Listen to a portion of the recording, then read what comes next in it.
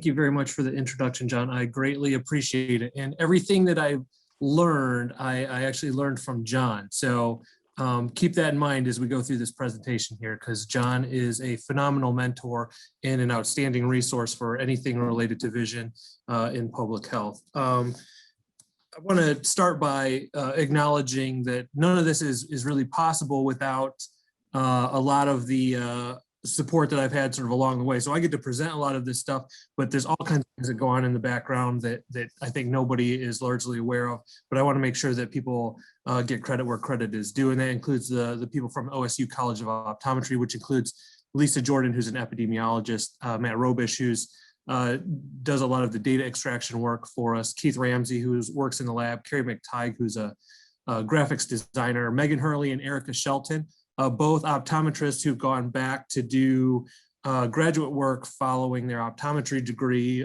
Megan Hurley actually defending her master's thesis earlier this morning, and John was a member on that committee. Carla Zadnik's the dean of the optometry school. So when some of these opportunities first came up, when John sort of suggested that we look at some data and try to do some of this research, I talked to Carla Zadnik, and she said, hey, we have those capabilities here. You should talk to these people, and that might be a possibility. And so that guidance, I think, has made a lot of this possible too. We have some unique collaborations with the Ohio Department of Aging. Mark Millay, who recently retired, is somebody that we've been working with for a number of years, analyzing the data and trying to sort of make sense of what the data are telling us. I also work with Prevent Blindness, and I'm on the board for the Ohio affiliate. Sherry Williams is the CEO there, and she has been really good at sort of providing feedback, and as I've come to Ohio, sort of introduced me to some of the infrastructure that's already been in place to sort of make this happen too. John, formerly at CDC, when we started doing this project, it was John who sort of enabled or gave us the opportunity to do some of this work. Swathi Shaker was formerly an ORISE fellow, now at Emory, has also helped with the data analysis. Janan Sadine heads the Vision Health Initiative team at CDC, which is doing some, I think, really helpful work when it comes to understanding vision health in sort of a population health perspective. Some of the data analysis that we're doing now using sort of machine learning in AI is being done by Chris Clark, Indiana University. And of course, none of it's without the funding that comes from National Association of Chronic Disease Directors. So Carol Phillips-Tangham is the person there who's been sort of helping guide us through this process as we've been going along. So I want to start with a quick story and give you guys some background. So I didn't have any formal training in public health, and so I wanted to learn so that I could better teach some of my students the important things that were being talked about in the public health community. So I decided I would start attending the APHA meeting, and the first year I attended, John was transitioning to the chair of the vision care section group. And as he was sort of transitioning, he was talking to all of the members and saying, if there's anything that I can do to help you with your work, don't hesitate to let me know. And on the flight back home, I was sort of debating in my own head whether or not I should send him an email, because what I really wanted was for him to come to OSU and talk to my class from sort of the CDC's perspective on why some of this stuff was important and make these concepts a little bit less abstract. So I sent him an email, not expecting to ever hear back because of how busy the CDC is, but John agreed to come and talk to our class and gave a lot of really important insight and a perspective that from a person with a more clinical background, I couldn't have really fully appreciated before. So that's how all of this got started.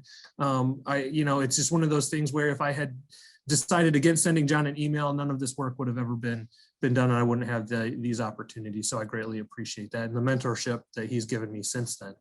One of the things that in the past several years has come out, and I look at this as sort of the guidebook for where we're at and where we should be going forward, is this National Academies of Science, Engineering, and Medicine report that came out in 2016. And they talk a lot about where the opportunities are going forward and what kind of things need to be in place in order to sort of realize those. And one of the quotes that come out of it is the inability to detect and monitor prevalence and trends and the impact of vision impairment and blindness across the United States makes it difficult to characterize the burden of poor eye health among population groups and geographic locations, and then to recommend specific effective interventions. And so this is sort of what's in the back of my mind when I'm trying to figure out how to analyze some of these data, looking at some of the resources that we have so that we can better understand different determinants that lead to vision impairment. And one of the things I try to teach my students is to think about things in sort of this public health framework. So you've got core services or core functions and essential services that are all part of public health. And this is sort of a CDC framework that was put together. And I think it helps to guide me through sort of the process or the journey that we're on. We're really looking at things like monitoring health. And what we want to do eventually is get to places where we can develop policies so we can reduce vision impairment or sort of mitigate some of the impacts or make sure that we address issues where we can in the visually impaired population. But between monitoring health and getting to this development of policies, there's a bunch of different steps that are sort of in between. And so we're sort of working our way through some of those steps to try to get there. And if you look at it like this, or we're sort of at this relatively early starting point on a road that doesn't really have sort of a clear path. And really what we want to do is sort of get to the top of this mountain. So we're right now trying to figure out what that path looks like so that we can sort of navigate our way there and make sure that we have the data and the resources to support the things that we're trying to accomplish. And so this is sort of the outline of my talk. I want to talk a little bit about the rationale in defining what health surveillance is. I want to, so that we're all sort of using a common definition and sort of common understanding. I want to spend a little bit of time talking about where the data reside that we use to inform some of the data analysis that we're doing. And then I want to talk a little bit about what the data are telling us and sort of break that down a little bit into different categories based on sort of what components of the surveillance mechanisms that we're looking at. And then I want to talk a little bit about the capacity that everybody now has to work with some of the epidemiology data that are out there. And I think that we can do that through the CDC Vision and Eye Health Surveillance System, which has recently been put together and I think is a really good resource. So we'll start off with the rationale in defining sort of health surveillance. And this is a infographic that comes from the CDC. And I think it's something that these figures should be kind of alarming to us, I think. I think if you look at this, you've got 6 in 10 adults in the US have at least one chronic disease. And the chronic conditions in the US are really becoming more of the critical part of our healthcare system. As we transition to more and more people living longer, a lot of them are going to live with chronic diseases, and the way that we need to sort of effectively manage those, I think, is really important. And I think vision care plays an important role in that. Because if you look at sort of this breakdown that comes out of a report out of the Morbidity and Mortality Weekly Report in 2001, it lists, different disabilities and associated health conditions in adults in the United States. And as you sort of go down this list, blindness or vision impairment ranked 9th on this list. So it impacts a significant number of people in the population, but I think oftentimes gets overlooked. And what we're trying to do is bring a little bit more attention to that and try to get people to think about vision impairment in sort of this broader population health context. And if you look at the perceived importance of vision, there's sort of a disconnect between, how people understand vision from a population health perspective, because it often isn't prioritized. But if you look at sort of the perceived importance of vision from reports that came out from groups like the National Eye Institute and Lions Club International Foundation, from this report that came out in 2005, what they found is that if you ask people to rank the impact of vision impairment on a scale of 1 to 10, 10 being the greatest impact, and then you compare that across a bunch of other different conditions, then what you find is that 71% of the people that they surveyed consider loss of vision as the greatest impact to their daily lives. So there's, I think, an inherent understanding that vision plays a really important role, but that doesn't always translate into sort of population health initiatives. And so trying to put data together to try to align that a little bit more closely is some of the stuff that we're working on. And if you look at the trajectory of vision loss, it's sort of projected into the future. This is something that comes out of the some infographics from the National Eye Institute. If you look at what's happening between 2010 and 2050 across all sort of population demographics, here just race and ethnicity, but if you look at all the other population demographics, you see similar trends. The trend is that we're going to experience greater and greater vision impairment projected into the future through 2050 by a significant amount. And so going back to our population health framework that was sort of developed by the CDC, if you consider our core functions and essential services, health surveillance or monitoring health plays a really important role and sort of occupies this key space in this sort of iterative cycle. So you do some sort of assessment, you do some policy development, you do some assurance, and then you go back to monitoring to see whether or not any interventions you put in place are actually making a difference. So this is sort of a really key component in this sort of cyclical process that I want everybody to sort of think about.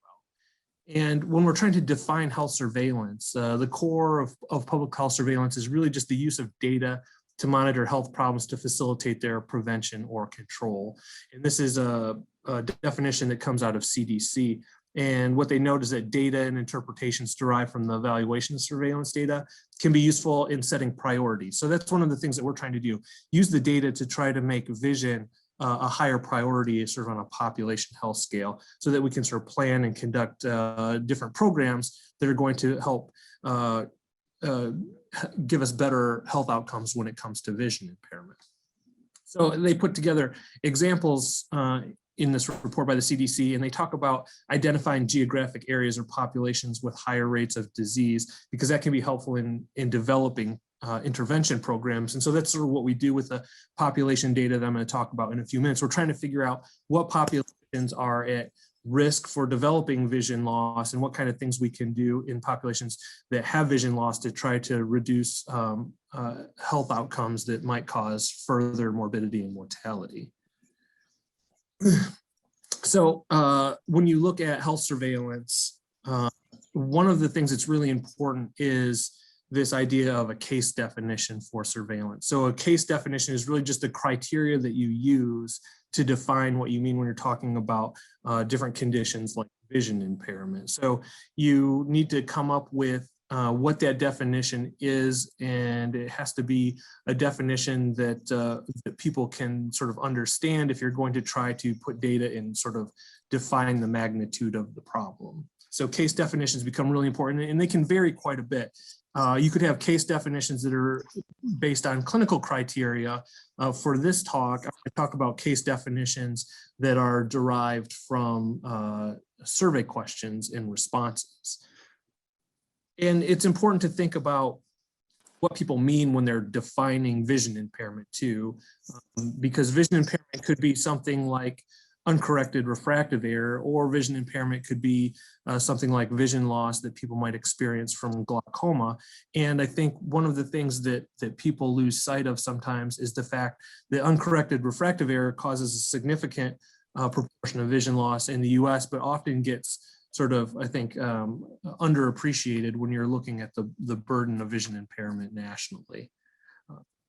If you look at the importance of health surveillance, really you don't want to only do health surveillance for the sake of just analyzing data. What you hope to do is collect data and then use it so that you have some kind of follow-up action, so that when you're working in this iterative cycle, you are sort of at your next pass at the analysis, you're hoping that vision impairment rates or conditions or health outcomes related to vision impairment are reduced from where you started. So I think this is a really good quote here by a former director of the CDC, and that quote is: "The reason for collecting, analyzing, and disseminating information on a disease is to control that disease.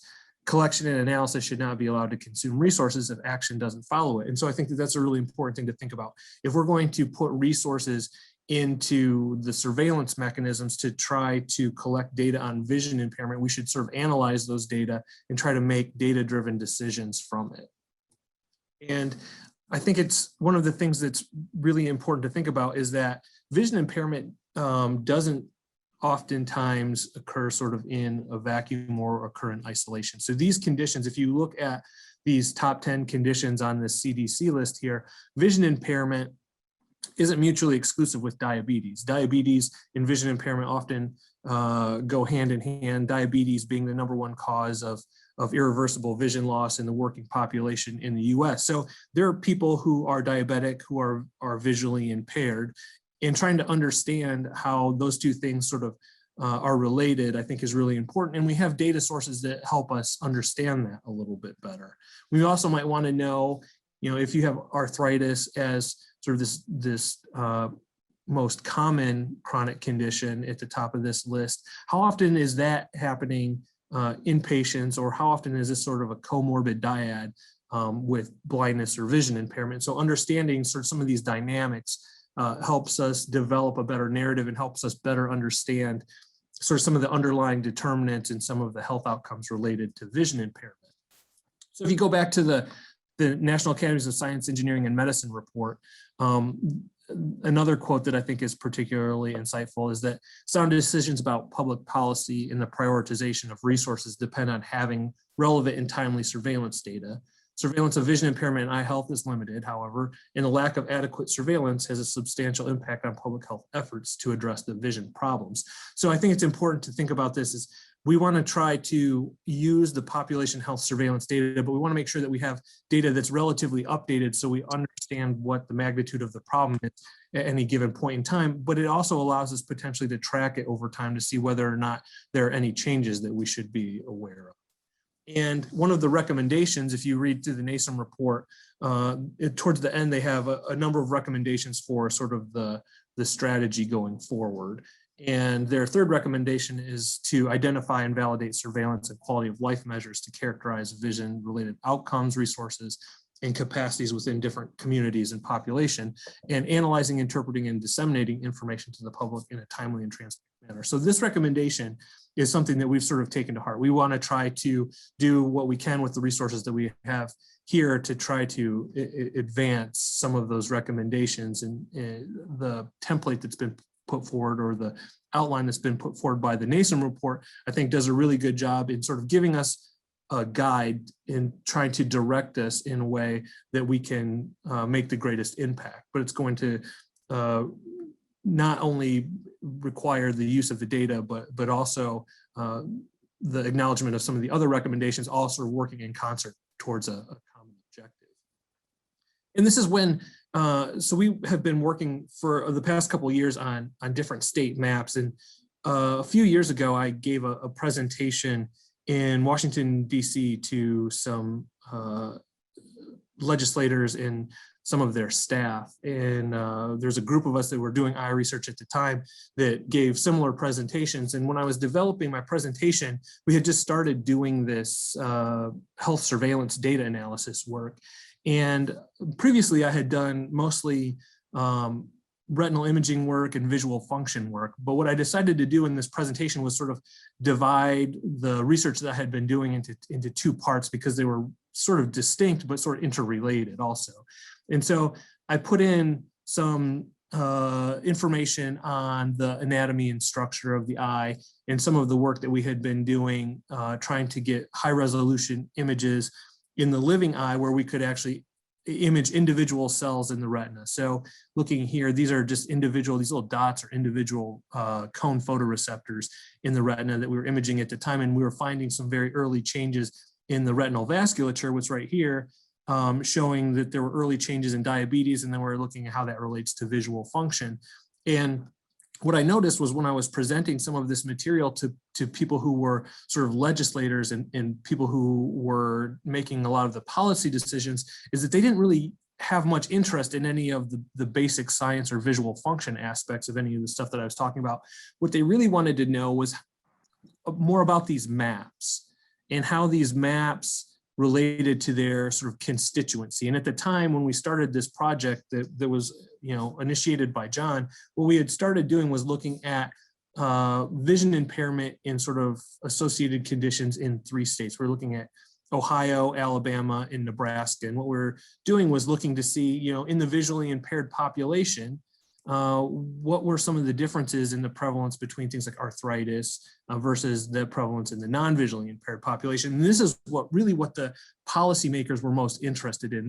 They really didn't seem to be terribly engaged with the really advanced imaging that we were doing. They wanted to know on a population scale how this affected their constituency. And so this made me realize that these data are really important. And the more we can look at these data from a very sort of granular perspective so that we could identify populations most at risk, that would get the attention of the people who were making the policy decisions that could potentially be used to direct scarce public health resources towards populations who were either visually impaired or who were at risk for becoming visually impaired. So going back to our public health framework, I'm going to sort of use this as our guide through this presentation. Research actually plays an important role across the entire public health framework. So it's sort of this central component here. And we're— Dean, sorry, this is Lee. Could you describe this model? Because we have visually impaired people on. So sure. I think that'd be helpful.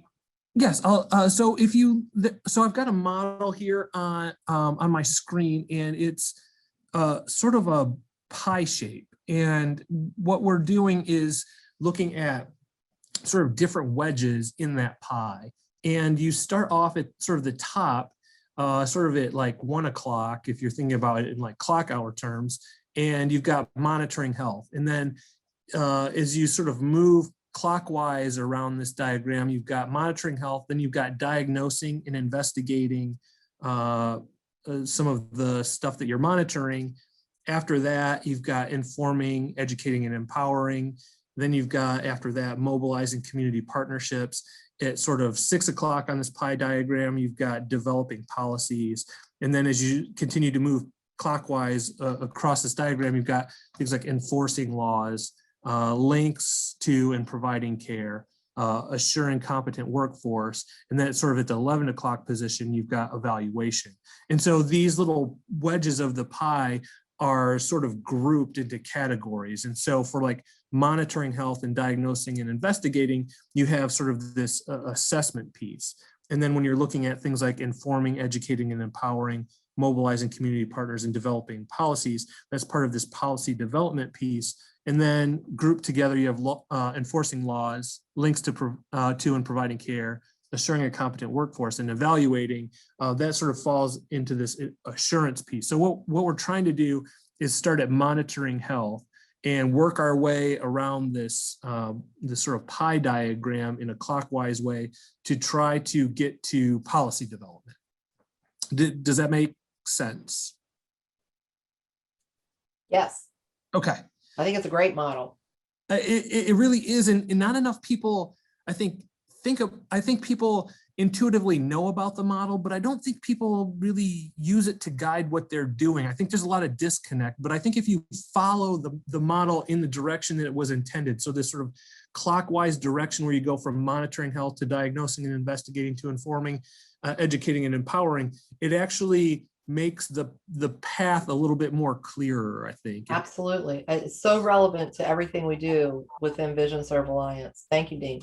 Yep, not a problem. If there's anything else, so don't hesitate to stop me and ask questions or to clarify, because I think that I think about this like and don't always I don't know that I always articulate things in a way that that it makes sense outside of my own head. So don't hesitate to stop me and let me know. So we'll start with monitoring health, which is sort of this sort of initial component in the assessment in this population health framework. And to do that, it's important to know where the data reside. And I think if you talk to somebody like John, he is extraordinarily insightful. He knows where the data are, and he knows what sort of aspects of the data are useful and how they're all interrelated.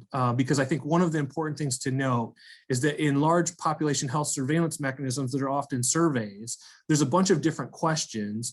And not only can you assess things like vision impairment, but you can look at vision impairment in combination with other things that are contained in the same assessment. So it makes it really a useful tool with limitations. And when I had John come and talk to my class, I wanted him to talk a little bit about some of the population health surveillance work that he did. And he opened up his lecture with a question that I thought was really engaging. What he did was he asked my class, how many people are visually impaired in the United States, which seems like a relatively straightforward question on its surface.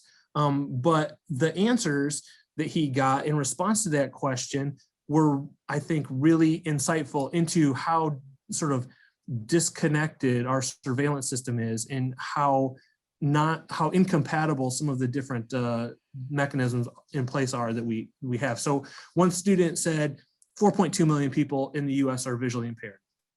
And John said, that's correct. Good job.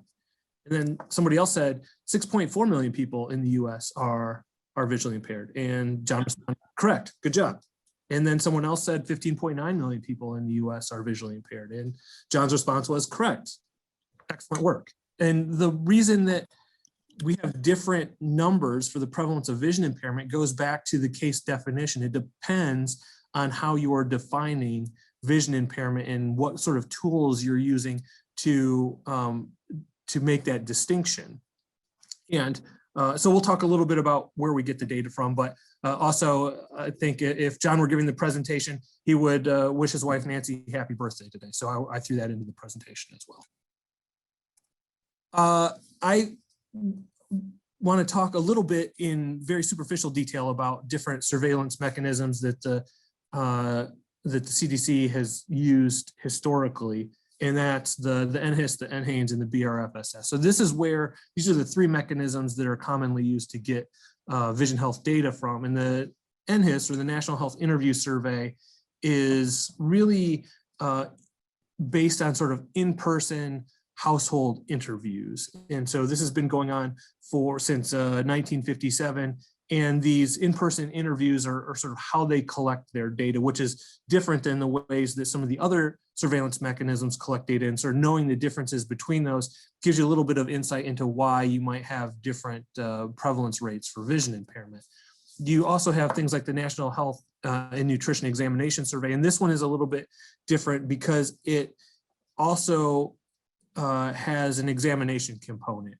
And in addition to interviewing people, you have objective clinical outcome data that you can use to try to assess things like vision impairment. But the problem is this becomes a little bit more burdensome, more expensive if you're giving objective clinical data to the people who are enrolled in these sort of surveillance mechanisms. Then typically you can only do this to sort of a relatively smaller population size. So the data are a little bit limited. One of the things that we use more often is the behavioral risk factor surveillance system, which is a telephone survey. And if you're just doing a telephone survey, you can reach far more people nationally. It doesn't require a lot of clinical equipment, but it has some limitations because if you're doing a survey, it's all just self-report. But if you have a relatively streamlined survey, you can reach a large number of people in a relatively short amount of time. So here, the BRFSS is a telephone survey, reaches about 400,000 people every year, which makes it a really good data source, even if it has some limitations.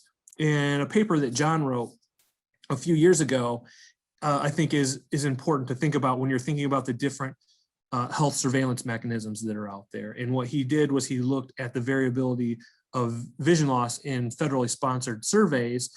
And he noted that one of the major problems is that we lack a universal case definition for vision impairment.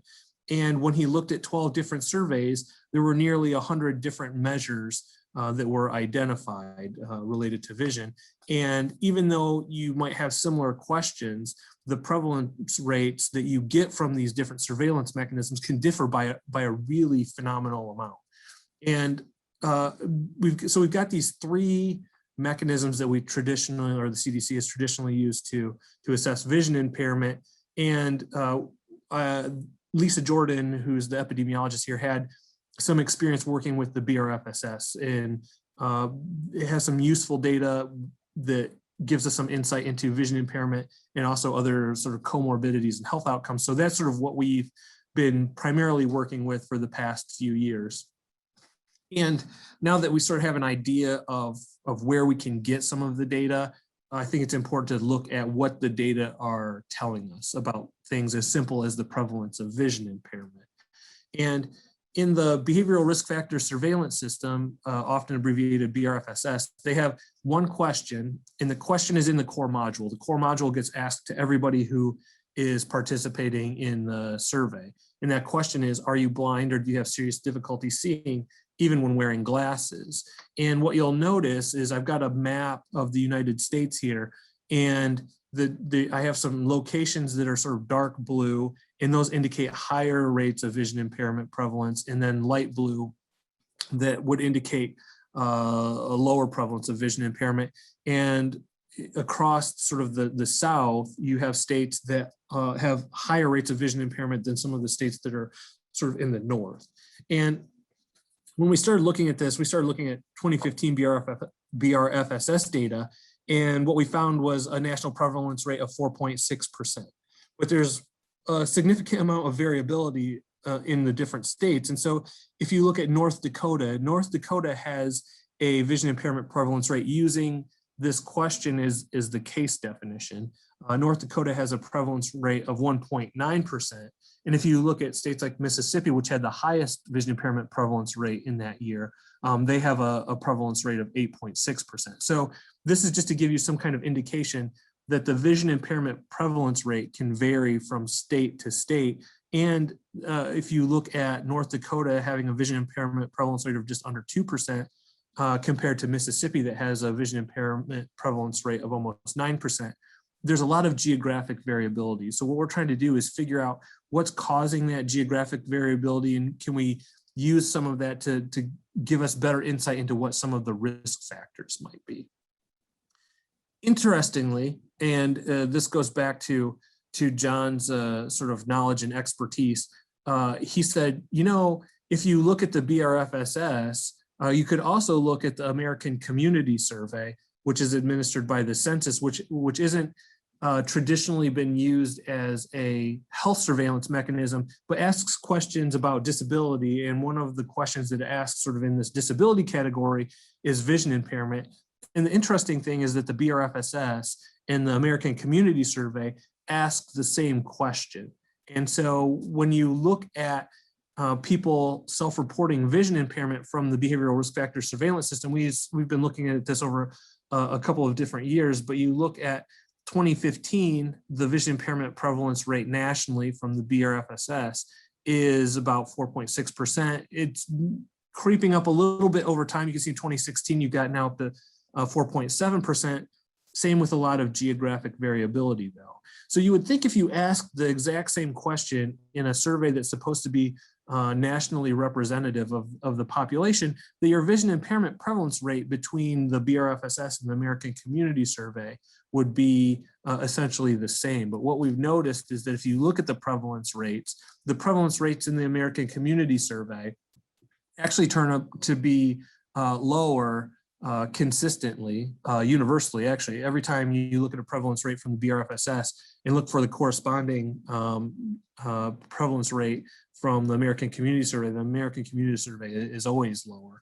And that gives, I think, us some indication of how noisy some of these data are, or how variable some of these data are. If you ask the same question and get a bunch of variability in what the prevalence rate of vision impairment is, that makes it a little bit difficult to come up with that common number that John was challenging my students to find when he came in and lectured to my class. And so if you look at the American Community Survey, now you've got relatively lower prevalence rates. In 2015, nationally 2.3%, and in 2016, 2.4%. And if you look at some of the other surveys like the National Health Interview Survey, the prevalence rates that you get from the questions that are asked in that are also variable, even more variable than what you get between these two. So I think it's important to understand that we have some idea from some of these data sources on what the prevalence of vision impairment is, but keep in mind that these are still relatively noisy data, and we're trying to figure out, what's causing that variability when you're looking at things that are sort of essentially the same tool and outcome metric. But what we've been doing is also looking at sort of health outcomes too. So I'm back to my public health framework that sort of pie diagram here. And now what I want to do is move from monitoring health, which is sort of at this 1 o'clock position, to now diagnosing and investigating this a little bit more, which is sort of in this sort of 2 o'clock position, moving clockwise around this model here.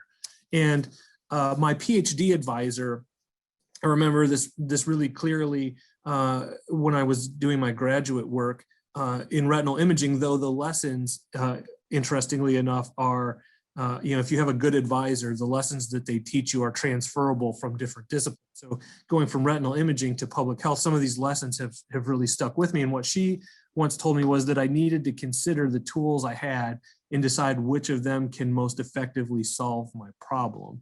And I think that that was really good advice, because these public health surveillance mechanisms that we have all have their advantages and limitations, and trying to figure out answers to some of the questions we have is going to be, I think, informative on what population health mechanism we use to try to sort of answer some of those questions.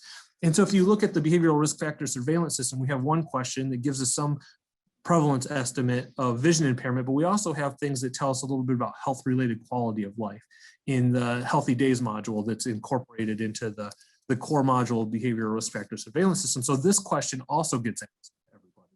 And that question is, now thinking about your physical health, which includes physical illness and injury, for how many days during the past 30 days was your physical health not very good?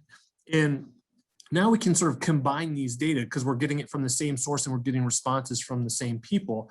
We can look into see whether or not the number of physically unhealthy days is potentially higher in the visually impaired versus non-visually impaired population. So looking at the behavioral risk factor surveillance system from 2015, we've got our vision impairment question. Are you blind, or do you have serious difficulty seeing even when wearing glasses? We can combine those data with the physically unhealthy days data that ask, now thinking about your physical health, which includes physical illness and injury, for how many days during the past 30 days was your physical health not good? So now we have quantifiable metrics we can use to sort of make some comparisons in the population. And when you look at the non-visually impaired numbers for physically unhealthy days, you've got, just like any other population health metric, you've got a pretty wide variability nationally. And here, if you're looking at physically unhealthy days in the past 30, on average in the non-visually impaired population, you have 2.89 physically unhealthy days in the last 30 in North Dakota and Nebraska, up to 4.97 physically unhealthy days in the past 30 in West Virginia on average. And so that's in the non-visually impaired population. So what we want to do next is look to see whether or not there's a difference in those who are reporting vision impairment. And I think that this was a number that was really, I think, striking to me. When you look at the visually impaired number of physically unhealthy days, now you range from the low end, 8.34 days in Utah, to 13.41 days in Tennessee. So you have a much greater discrepancy in sort of physically unhealthy days between the visually impaired and non-visually impaired population, up to in Tennessee, where the average for the visually impaired population is reporting 13 days of physically unhealthy days on average in the past 30. So we can quantify how individuals with vision impairment have poor physical health than those who are not visually impaired, using these things sort of in combination. And the next logical question turns out to be, what are some of the conditions that are contributing to poor physical health in the visually impaired population? And what's the magnitude of that problem, or what's the difference in prevalence rates between the visually impaired and non-visually impaired population? So we started looking at sort of comorbidity, visually impaired population, what's the prevalence of different chronic health conditions versus the non-visually impaired population. And that's becoming a bigger concern, because more and more people in the US now, 4 in 10 adults in the US have 2 or more chronic conditions. And when you go back to the list of different chronic conditions in the US by prevalence, we'd already talked about this a little bit earlier, but diabetes and vision impairment don't exist sort of in a vacuum. There's lots of people who are diabetic with vision impairment. There's lots of people who have arthritis, also visually impaired. And so this just goes back to stuff that was highlighted in the NASM report, and that chronic vision impairment frequently occurs with, and maybe a risk factor for many comorbid conditions, including other sensory impairments, depression, anxiety, cognitive impairment. And the comorbidities add to the challenge of living with an accommodating vision loss, and in turn, vision impairment complicates one's abilities to manage other health conditions. So I think the NASM report was really insightful in sort of understanding that it's important to think about vision sort of integrated into this sort of broader healthcare landscape, and thinking about it in ways in which comorbidities might play a role in compromising somebody's health. So these are not mutually exclusive, diabetes and blindness and vision impairment. And we wanted to know sort of how often these things are occurring in the same population. So you can find some of this stuff from the behavioral risk factor surveillance system, because we have our vision question that we can use to sort of have at least some definition of vision impairment, or some case definition for vision impairment. But now we also have questions that ask about diabetes in the core module that asks, have you ever been told you have diabetes? And your response categories are yes, yes, but only during pregnancy, no, no, pre-diabetes or borderline diabetes, or don't know, or aren't sure. So now you can combine these questions because they're all coming from the same respondents. And you can look, and this is Ohio specific data here. So what we did was we looked at the prevalence of diabetes in the population that was reporting vision impairment. And what we found was that in Ohio, those who were reporting vision impairment, 17% of those were reporting that they were also diabetic. And now we can compare that to the population who reported no vision impairment. And you see that fewer people in the non-visually impaired population, 8% in Ohio, are reporting that they're diabetic. So diabetes is more common in the visually impaired population than the non-visually impaired population. And that matters because diabetic retinopathy is the leading cause of blindness in working age adults. And it's projected, if you look at numbers from the National Institutes of Health and the National Eye Institute, is going to continue to go up over time. So this is a trajectory that's not moving in the right direction if we want to limit vision impairment, particularly in the diabetic population, because some of the data from the National Eye Institute and the CDC would suggest that you could reduce vision loss by 95% if you can detect diabetic changes early, have timely treatment and appropriate follow-up. So a lot of this vision loss could potentially be mitigated if we have measures in place where we can catch it early and manage it effectively. Dean, can you mention those numbers real quick before you leave that last slide? Sure. Sorry, could you repeat that? Could you mention those? We have people who can't read the slide, so I just want you to share those numbers. Oh yeah. So So if you're looking at today, we've got 7.7 million people that are diabetic with retinopathy. That's anticipated to grow to 11 million by 2030, and then 14.5 million by 2050. So sort of significant numbers. Yes, in a continual increase, and an increase in the wrong direction for sure. Thank you. Yep. So we want to also know, going back to this table of health conditions that are sort of prevalent in the US, you also have blindness and vision impairment sort of at this sort of number 9 position. And at number 7, you've got mental or emotional problems. And we might want to know what's the association between vision impairment and mental health. And we can use the BRFS to give us some insight into that too. And we use the same Healthy Days module, but the Healthy Days module, in addition to assessing physical health, also assesses mental health. So now thinking about mental health, which includes stress, depression, and problems with emotions, for how many days during the past 30 was your mental health not good? So we can do a similar analysis with this too.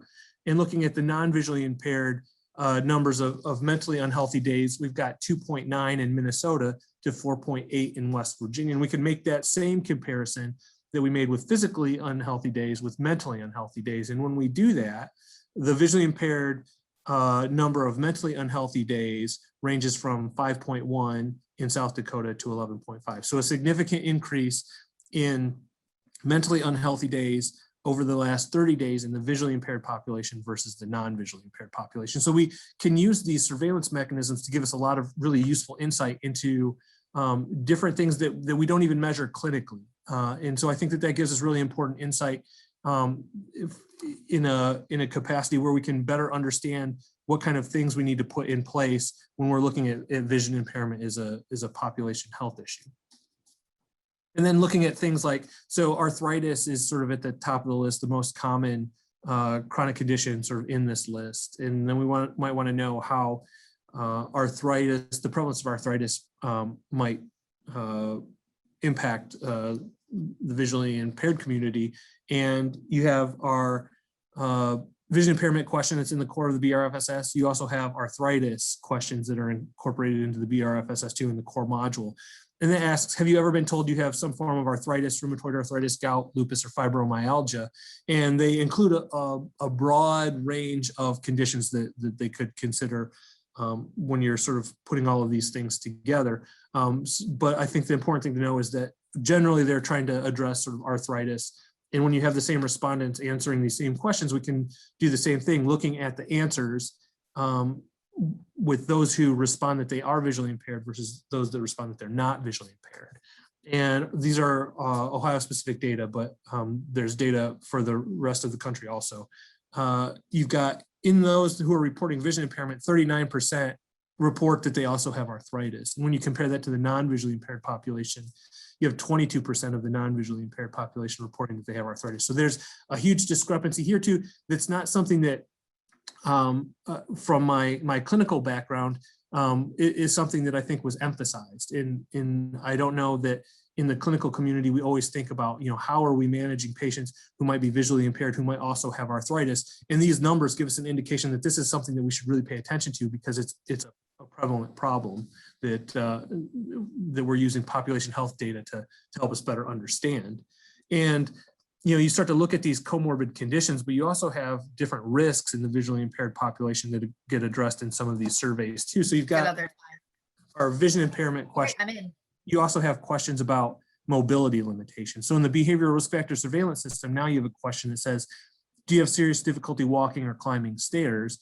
And now, because it's in the core module of the behavioral risk factor surveillance system, you can use the data from the same respondents to see whether or not there are mobility limitations in the visually impaired population and what the magnitude of that difference is. So here we look in the visually impaired population, 37% respond that they have mobility limitations. And if you look at those that are reporting no vision impairment, the difference is pretty impressive. You only have 11% of the non-visually impaired population reporting that they have mobility limitations. So a really significantly higher number of visually impaired population report mobility limitations. And that's something that we need to sort of think about a little bit more carefully too, as it relates to things like falls.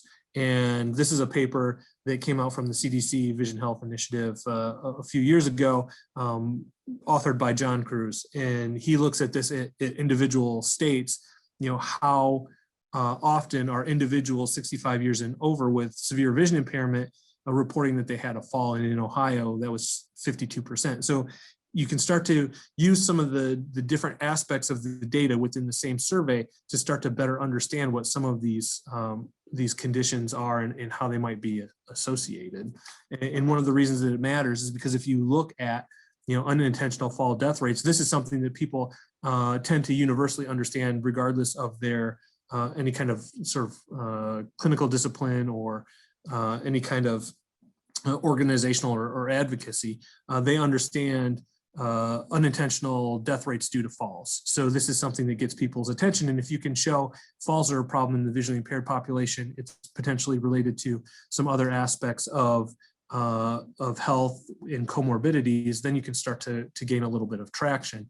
And the trajectory for these is going in a bad direction too. So here we've got in 2014, you've got 46 million people, older adults who are falling. And then if you look out to 2030, you've got 74 million. And so these numbers are going in the wrong direction too, in trying to think about how to potentially put interventions in place that can reduce these. You can start to make a case that the vision impairment should be considered too when you show some of these associations. And so what we wanted to do was go back to our public health framework. So now we started at monitoring health, which was about 1 o'clock on our pie diagram, to diagnosing and investigating, which was at about 2 o'clock. We want to keep moving, making progress around this public health framework. So now we're like 3 or 4 o'clock on this pie diagram, moving towards policy development. And one of the first stages of policy development is informing and educating and empowering people. And so now we've got some data resources that we can use. We're starting to analyze the data, so we're trying to diagnose and investigate the problem, and then we're trying to inform, educate, and empower people. And one of the really good, useful advantages of the American Community Survey is that it has this vision question. It's the same vision question that's asked in the behavioral risk factor surveillance system. And so we can get state prevalence estimates of vision impairment, but oftentimes that's not granular enough to do as much with as we would like. People oftentimes think about vision impairment as sort of this monolithic thing within a state, but it's actually much more nuanced than that. So I live in Ohio, and really what would be useful is if I had county level data that shows me where some of those disparities are. So with the American Community Survey, instead of just the state level data, I can get county level estimates of vision impairment, which might give me some indication of what some of the geographic disparities are that at the state level, different policymakers and advocacy groups and clinicians can do something about. And if you look at the state maps of Ohio, you have a significant disparity in where vision impairment is highest. For anybody who is from Ohio or anybody who knows much about health in Ohio, the southern part and southeastern part of Ohio always has health metrics that tend to be worse than the rest of the state. And that's not, vision impairment is not an exception. If you look at the vision impairment prevalence rates in these state maps, that follows a similar trend. In the southern part of Ohio, southeast part of Ohio, vision impairment is worse than it is in other parts of the state. But it gives you some data where you can point to and get policymakers to start thinking about what kind of things do we need to do to direct resources, which are relatively scarce for vision in the state of Ohio, toward these areas that need it the most. And so maps like this, I think, do a good job at helping people sort of understand the magnitude of the problem. So we talked a little bit about the behavioral risk factor surveillance system and what you can get from that. And you can get things like the prevalence rates of arthritis versus non-arthritis, or arthritis in the visually impaired population versus non-arthritis, and how much more prevalent that is in the visually impaired versus the non-visually impaired population. You can also look at things like diabetes, what the relative proportions are of people who are diabetic and visually impaired versus non-visually impaired, and then things about mobility. And from the American Community Survey, we get these more granular county level maps that give us some indication of where the biggest problem is in an individual state. And so what we started to do was we started combining, some of these data to try to use it for more advocacy work. So what we did was we took data from the BRFS, looking at some social determinants like education level and health-related quality of life, whether or not people reported good health, and combined that with some of the data that we got from the American Community Survey to show where the biggest problems are, and we turned those into infographics. And I think that those infographics have been relatively successful in conveying the message. And when we developed these infographics, CDC adapted them and then put them up on the CDC Vision Health Initiative's website. So I've shown you data from Ohio specifically, but there's a state profile for each of the individual states on the CDC's website that people can look at and point to and use to try to educate a relatively broad range of stakeholders, particularly since people seem to be engaged when you start showing them maps and talking about discrepancies. So this is my postdoc advisor, who's also on my PhD committee, Dr. Stephen Burns, also somebody who, yes. I'm going to have to jump in here. We're running a little tight on time, and we're actually butting up against another meeting here that we're hosting. I did want to get through just a couple of the questions that were in the chat here, if that's all right. Yeah, so Jill was asking, is any of this data available for pediatric populations? It's a good question. One of the things that the Nason report points out that there's not a lot of pediatric data. One of the advantages is that the American Community Survey does have pediatric data. The problem is that it's pediatric data that's being reported by somebody else in the household. So whether or not somebody understands whether or not there's somebody with vision loss who is under 18 is a major limitation, but there's some data out there, but not a lot. Gotcha. And then there was a question here about, is the data adjusted for age/gender? I'm not 100% certain which data set they were referring to. So I think that it's a good question. We've adjusted some of the data, but oftentimes what we're talking about is just sort of raw prevalence rates. But we also oftentimes break it down by different age categories. And you can do that if you look at the Vision Eye Health Surveillance System that the CDC Vision Health Initiatives put together. You can, and there's a link at the end of the presentation, so I'll make sure you guys have access to the presentation for anybody who wants to look at that as a resource. You can actually break it down by different age categories and see what the vision impairment prevalence rates are based on gender, based on age categories, based on race and ethnicity too. So there are data out there where you can sort of look at some of the different demographic characteristics. Fantastic. And did you say that we would have access to these slides to share with those? Yeah, sure. I'll send you guys the slides, and you guys can see some of the stuff that at the end I've got sort of a resources. Okay. Yeah. Do you want to go ahead and just jump there for now? We're going to have to close here right at 4 o'clock. I hate to cut you off, Dean. It's such good information. Everybody's enjoying it. We should schedule more time, I think. No, that's fine. There's so much to cover that it's hard to condense it into a relatively small amount. Right. Try to get to the background and then to the application. This is what I want you guys to take a look at, though, because I think that this is a really important point. The Vision Eye Health Surveillance System, you can make you can go on the interface and you can make this map yourself, and you can divide it out by, you can change your demographic category so that you can come up with some of these yourself, and that you can look at some of the individual states. This doesn't have the county level data like we're working with you, but it gives you state level data. Yeah, this is awesome. Well, we're going to have another, probably several, but at least one other. And Dean, maybe you can come back and walk us through a few of these, because I think I know what I'm interested in, and I suspect so many of the participants, is how can I use this in my work, in my state, in my local level, in my grant writing, in my advocacy. And of course, we're all involved in public policy work together. So I can't thank you enough for that model that you went over a few times. But we're going to have you back and teach us a little bit more. Is that okay? I would be happy to do it. I think anytime I get to share some of the stuff that we're doing, the better. And I really appreciate the opportunity. Awesome. Well, Yes. I'd like to thank you, Dean. I don't know if John is still on, but thank him as well. And the Data and Research Committee. We're rushing because we have now an Aging and Vision Loss National Coalition meeting following this. Hope many of you will join us for that as well. We do have all of your information because you registered for this call. We'll send out the slides and any other information that we can gather for you that's relative. Thank you very much. Thank you. Find resources, documents, and downloads at VisionServeAlliance.org's Research and Data page.